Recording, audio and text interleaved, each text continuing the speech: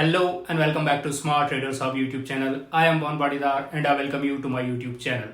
आज के इस वीडियो में मैं आपके सामने बहुत ही बड़ी बड़ी खबरें लेके आने वाला हूँ, फाइनेंस से लेकर टेक वर्ल्ड तक। हर एक हेडलाइंस हम लोग इसमें कवर करने वाले हैं। चलिए शुरू करते हैं। पहली न्यूज आ रही है, RBI to pump 1.5 lakh crore liquidity. RBI ने अनाउंस किया है कि वो 1.5 लाख करोड़ इंजेक्ट करने का प्लान बना रहे हैं। इंजेक्ट कैसे करेंगे? गवर्नमेंट बॉन्ड को परचेस करके, रेपो का ऑक्शन करके और एक यूएसडी आईएनआर स्वैप ऑक्शन रख के। इससे बैंकिंग सिस्टम में लिक्विडिटी इंप्रूव होगी और आगे चल के इंटरेस्ट रेट्स कट होने के चांसेस भी बढ़ सकते हैं। मार्केट ने इसको पॉजिटिव साइन बोला है और फाइनेंशियल्स, बैंकिंग स्टॉक्स ने थोड़ा अप ट्रेंड दिखाया है। अब आ जाते हैं अगली न्यूज पर। US stock market loses $1 trillion. America के शेयर बाजार में एकदम से $1 ट्रिलियन का वाइप आउट हुआ है। काफी शॉकिंग नंबर है। ये सब शुरू हुआ डीपसीक नाम की चाइनीज एआई स्टार्टअप से, जिसने एक cost effective AI model launch कर दिया है। एनवीडिया और बाकी टेक जायंट्स को ये न्यूज थोड़ा हैवी लगा और उनके शेयर्स गिर गए। अब आ जाते हैं अगली न्यूज पर। Nvidia crashes 17%, loses $590 billion in market capitalization. Nvidia जो एआई चिप मेकिंग वर्ल्ड में एक पायनियर है, उनके स्टॉक में लगभग 17% की गिरावट देखी गई है और उनका मार्केट कैपिटलाइजेशन $590 बिलियन से कम हो गया है। मतलब $590 बिलियन गायब हो गए। डीपसीक के लॉन्च से इन्वेस्टर्स का सेंटीमेंट हिल गया है, लेकिन अगले ही दिन बार्गेन हंटर्स आए और स्टॉक फिर थोड़ा बाउंस बैक भी हुआ। एनालिसिस्ट कहते हैं कि इस वॉलेटिलिटी से सबक यह है कि एआई के डोमेन में कंपटीशन अब और भी तेजी से बढ़ेगा। अब आ जाते हैं अगली न्यूज पर। DeepSeek's AI praised by Nvidia. Nvidia ने डीपसीक की टेक्नोलॉजी को एक्सीलेंट एआई एडवांसमेंट कहा है और बोला है कि ऐसी कॉस्ट इफेक्टिव मॉडल्स के लिए भी बहुत जीपीयू पावर चाहिए होती है। कुछ लोगों का मानना है कि जैसे जैसे एआई मॉडल्स एफिशिएंट होंगे, वैसे वैसे हाई एंड चिप की डिमांड और बढ़ेगी। लॉन्ग टर्म में एनवीडिया के लिए ये अच्छा भी हो सकता है। अब आ जाते हैं अगली न्यूज पर। Sam Altman calls DeepSeek impressive. Open AI के सीईओ सैम ऑल्टमैन ने डीपसीक के R1 मॉडल को इंप्रेसिव बताया है और उन्होंने बोला it is impressive for the price. उन्होंने ये भी कहा है कि ओपन एआई अपनी स्पीड और एक्सेलरेट करेगा ताकि कंपटीशन में कहीं पीछे ना रह जाए। एआई लैंडस्केप बहुत कॉम्पिटिटिव हो गया है और ये सभी मेजर प्लेयर्स को अपनी R&D और तेजी से आगे बढ़ाने पर मजबूर कर रहा है। अब आ जाते हैं अगली न्यूज पर। DeepSeek launches Janus which outperforms DALL-E3। DeepSeek ने अपना जेनस प्रो 7B नाम का एक advance open source multimodal AI model launch किया है, जो टेक्स्ट टू इमेज जनरेट करता है और मल्टी मॉडल अंडरस्टैंडिंग दोनों में काम करता है। बेंचमार्क टेस्ट में जेनस प्रो 7B ने DALL-E3 और स्टेबल डिफ्यूजन जैसों से बेटर स्कोर किया है, लेकिन कुछ लोगों ने प्रैक्टिकल यूजेज में आर्टिफैक्ट्स और इनकंसिस्टेंसीज नोटिस की है। मतलब बेंचमार्क में टॉप पर है पर रियल वर्ल्ड रिजल्ट्स में अभी भी मिक्स ही दिख रहा है। अगली न्यूज भी डीपसीक की है। DeepSeek hit by large scale cyber attack. DeepSeek पर कुछ लार्ज स्केल साइबर अटैक हुए हैं, जिसकी वजह से नए यूजर रजिस्ट्रेशन को टेम्पररी रोक दिया गया है। एग्जिस्टिंग यूजर्स को लॉग इन करने में कोई दिक्कत नहीं हो रही है, पर कंपनी ने कहा है कि वो अभी केयरफुली सर्विस मेंटेन करना चाहती है। इंटरेस्टिंगली डीपसीक का एआई असिस्टेंट आईफोन स्टोर पे टॉप फ्री ऐप बन गया है। रैपिड पॉपुलरिटी और ये साइबर अटैक, दोनों न्यूज एक ही साथ आ रहे हैं। अगली न्यूज भी डीपसीक की है। DeepSeek a wake up call for USA, that's what Donald Trump said. President Donald Trump ने डीपसीक को वेकअप कॉल बोला है और कहा है कि अमेरिका को एआई इनोवेशन में और ज्यादा कॉम्पिटिटिव होना पड़ेगा।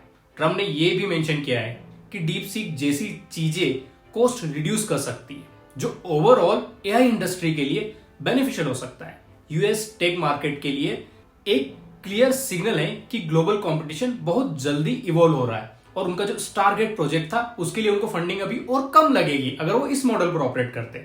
अगली न्यूज पर आ जाते। Microsoft joins the TikTok race. ये मैंने पहले भी बता दिया था, आज फिर से कवर कर रहा हूं। एक बार फिर माइक्रोसॉफ्ट और बाइडांस के बीच में टॉक्स चल रही है कि जो यूएस का बिजनेस ऑपरेशन है वो माइक्रोसॉफ्ट को दे दे। 2020 में भी ऐसी बातें हुई थी, पर तब कोई डील फाइनलाइज नहीं हो पाई थी। ओरेकल, एलोन मस्क और कुछ और लोग भी टिकटॉक की यूएस एंटिटी को खरीदने में इंटरेस्ट जता रहे हैं। अब देखते हैं कि फाइनल डील किसके पास जाती है। अब आ जाते हैं अगली न्यूज पर। Elon Musk to launch WhatsApp rival X chat. मतलब आपकी एक्स से आप चैट कर पाएंगे। वैसा नहीं है, जैसे व्हाट्सएप है वैसे ही एक्स नाम होगा, और जैसे व्हाट्सएप चैट करते हैं वैसे ही एक्स चैट कर पाएंगे। एलोन मस्क प्लेटफॉर्म ट्विटर ने एक नया मैसेजिंग सर्विस डेवलप कर रहा है जिसको एक्स चैट बोला जा रहा है। मस्क ने रिसेंटली अनाउंस किया था कि एक्स पर ऑडियो और वीडियो कॉलिंग का फीचर भी वो लेकर आएंगे और फोन नंबर की जरूरत भी नहीं होगी। मस्क व्हाट्सएप पर प्राइवेसी कंसर्न्स रेज करते हैं, तो देखेंगे कि एक्स चैट उस कंसर्न को कैसे एड्रेस करता है। अब आ जाते हैं अगली न्यूज पर। Swiggy falls below IPO price of 390 rupees. Swiggy के शेयर गिरकर 390 रुपए से नीचे चले गए, पहली बार सिंस इट्स लिस्टिंग। इंट्राडे लो 389.05 तक चला गया है, लेकिन डे क्लोज अराउंड 410 के आसपास हुआ है। तो एनालिस्ट कहते हैं कि ये ब्रॉडर ऑनलाइन सर्विस सेक्टर में प्रॉफिटेबिलिटी और कंपटीशन के वरीज की वजह से हो रहा है। अब आ जाते हैं अगली न्यूज पर। Sridhar Vembu steps down as Zoho CEO. Zoho के फाउंडर श्रीधर वेम्बू ने सीईओ पोजीशन से स्टेप डाउन करके अब चीफ साइंटिस्ट का रोल ले लिया है। शैलेश कुमार देवे नए ग्रुप सीईओ होंगे और वेम्बू एआई और डीप रिसर्च प्रोजेक्ट पर फोकस करना चाहते हैं। ये मूव जोहो की एआई स्ट्रेटजी को स्ट्रेंथन करने के लिए बहुत ज्यादा जरूरी है। अब आ जाते हैं अगली न्यूज पर। OYO bagged innovate raises 110 crore rupees. Innovate ने फ्रेश फंडिंग में 110 करोड़ रुपए रेज किए हैं, जिससे उनका वैल्यूएशन अब 1000 करोड़ हो जाएगा। फैमिली ऑफिसेस जैसे मैनकाइंड फार्मा और रूपा ग्रुप ने इसमें मेजर स्टेक लिया है और कंपनी ने अपना 10% स्टेक डाइल्यूट भी किया है।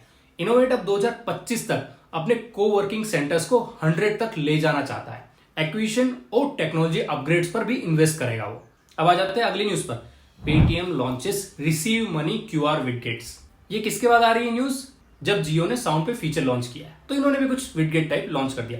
पेटीएम ने एक नया रिसीव मनी क्यूआर विडगेट्स इंट्रोड्यूस किया है फॉर एंड्रॉइड यूजर्स, ताकि आपको रिपीटेडली ऐप खोलने की जरूरत ही ना पड़े। होम स्क्रीन पर ही क्यूआर कोड दिख जाएगा और कॉइन ड्रॉप साउंड से पेमेंट कंफर्मेशन भी मिल जाएगा। बहुत ही कन्वीनियंट फीचर है। इसके बाद शॉपकीपर्स, फ्रीलांसर्स सबके लिए ये एक स्ट्रीमलाइन्ड प्रोसेस हो जाएगा। अब आ जाते हैं अगली न्यूज पर जो पेटीएम की है। Paytm payments MD and CEO Nakul Jain resigns. Nakul Jain Paytm payment service से रिजाइन कर रहे हैं और अपना खुद का वेंचर लॉन्च करने का प्लान बना रहे हैं। पेटीएम को आरबीआई से अभी पेमेंट्स एग्रीगेटर लाइसेंस का वेट है, जो अभी तक पेंडिंग है। उनकी एग्जिट से पहले कुछ और बिग नेम्स भी पेटीएम छोड़ चुके हैं, पर कंपनी कहती है कि बिजनेस एज यूजुअल कंटिन्यू रहेगा और इससे कोई फर्क नहीं पड़ेगा। अब आ जाते हैं अगली न्यूज पर। Pine Labs to file for IPO in February. Pine Labs DRHP file करने की तैयारी में है बाय मिड फरवरी, और आईपीओ अगस्त 2025 तक आ सकता है। Axis capital, Morgan Stanley, city जैसे बड़े इन्वेस्टमेंट बैंक्स को अपॉइंट किया गया है इनके आईपीओ के लिए। कुछ रिपोर्ट्स कहते हैं कि ये आईपीओ अप्रोक्सीमेटली $1 बिलियन रेस करेगा मार्केट से, जिसके बाद इनकी वैल्यूएशन 6 से 8 बिलियन डॉलर्स हो जाएगी। अब आ जाते हैं अगली न्यूज पर। Nifty small cap enters beer market. Nifty small cap 100 index ने 20% से ज्यादा गिरावट देख ली है, जो उन्होंने सितंबर 2024 में हाई छुआ था। निफ्टी 50 और सेंसेक्स भी नीचे गए हैं, पर स्मॉल कैप्स की गिरावट ज्यादा है। हाई वैल्यूएशन और डिसअपॉइंटिंग अर्निंग्स ने इन्वेस्टर्स सेंटीमेंट को थोड़ा नेगेटिव बनाया हुआ है। मतलब ये है कि निफ्टी ने भी अपना हाई छू लिया, उसके बाद स्मॉल कैप भी हाई छू रहे थे, बट उनका जो गिरावट हुआ बहुत ज्यादा हो गया, जितना निफ्टी 50 में नहीं हुआ है। तो दोस्तों आज के लिए बस इतना ही। अगर आपको ये हेडलाइंस पसंद आई है तो प्लीज लाइक, शेयर और सब्सक्राइब जरूर करें, हर रोज इसी तरह की फ्रेश अपडेट्स पाने के लिए। मिलते हैं अगले वीडियो में, तब तक के लिए goodbye and take care.